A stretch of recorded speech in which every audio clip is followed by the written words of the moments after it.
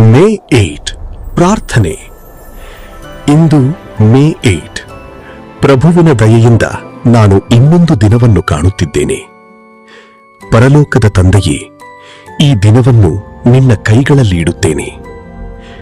ನನ್ನ ಮನಸ್ಸಿಗೆ ಶಾಂತಿ ನೀಡು. ನನ್ನ ಹೃದಯವನ್ನು ನಿನ್ನ ಸನ್ನಿಧಿಯಿಂದ ತುಂಬಿಸು.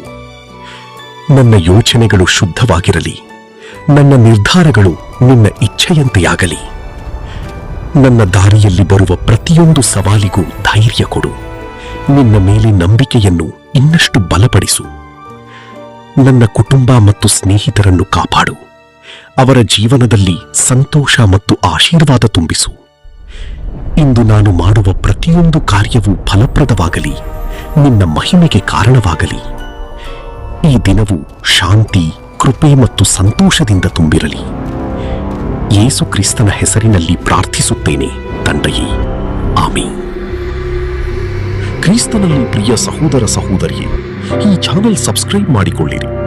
ಅತಿ ಶೀಘ್ರದಲ್ಲಿ ನೀವು ಕಂಡು ಕೇಳರಿಯದ ಸಂಗತಿಗಳು, ಈ ಲೋಕದಲ್ಲಿ ನಡೆಯುತ್ತಿರುವ ನೈಜ ಸತ್ಯ ಸಂಗತಿಗಳನ್ನು, ಪರದೆಯ ಹಿಂದೆ ನಡೆಯುತ್ತಿರುವ ಕತ್ತಲೆಯ ಸಾಮ್ರಾಜ್ಯವನ್ನು ನಿಮಗೆ ಏಳೆ ಏಳೆಯಾಗಿ ಹೇಳಲಿದ್ದೇನೆ. ದೇವರು ನಿಮ್ಮನ್ನು ಆಶೀರ್ವದಿಸಲಿ. ಇಂತಿ ನಿಮ್ಮ ಸಹೋದರ